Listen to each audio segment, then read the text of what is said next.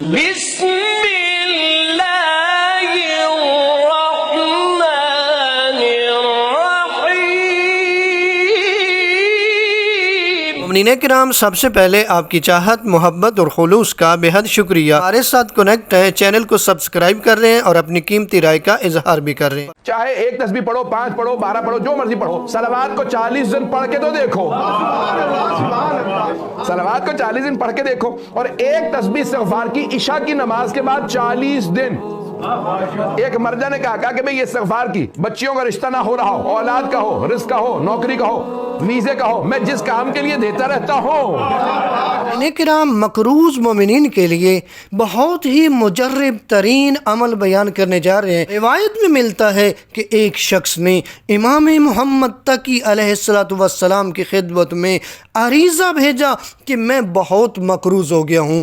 امام محمد تقی علیہ السلام نے اس کے جواب میں تحریر فرمایا کہ زیادہ سے زیادہ استغفار کیا کرو اور اپنی زبان کو سورہ قدر کی تلاوت کے ساتھ ہمیشہ تر رکھو۔ یعنی امام نے فرمایا کہ اگر تو مقروض ہو گیا ہے، قرض ادا نہیں ہو پا رہا، تو امام نے فرمایا زیادہ سے زیادہ استغفار کیا کر اور زیادہ سے زیادہ سورہ قدر کی تلاوت کیا کر۔ اب دیکھیں کتنا آسان وظیفہ ہے۔ اگر آپ سفر کر رہے ہیں، آپ سفر کے دوران یہ وظیفہ کر سکتے ہیں، سورہ قدر بھی پڑھ سکتے ہیں، استغفار کی تسبیح بھی پڑھ سکتے ہیں۔ اگر آپ لیٹے ہوئے ہیں، لیٹ کے کر سکتے ہیں۔ یعنی اتنا آسان وظیفہ ہے کہ آپ یہ وظیفہ اٹھتے بیٹھتے چلتے پھرتے وظیفہ کر سکتے ہیں۔ یہ آسان سا وظیفہ، جتنا ہو سکے استغفار کریں، جتنا ہو سکے سورہ قدر پڑھیں۔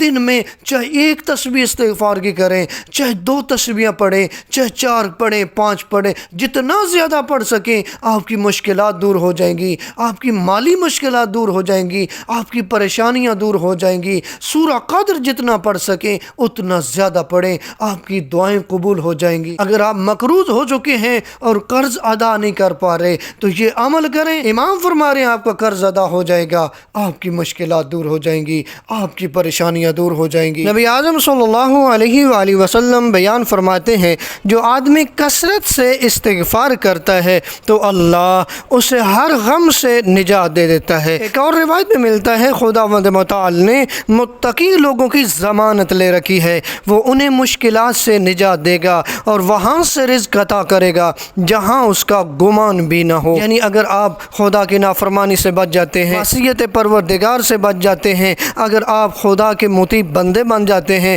عبادت گزار بن جاتے ہیں، تو پروردگار آپ کی مشکلات کو دور کرتا ہے، پروردگار آپ کے رزق میں اضافہ کر دیتا ہے۔ پروردگار سے دعا ہے خالق کائنات ہم سب کی مشکلات کو آسان فرمائے، ہم سب کی دعاؤں کو قبول فرمائے۔ یا رب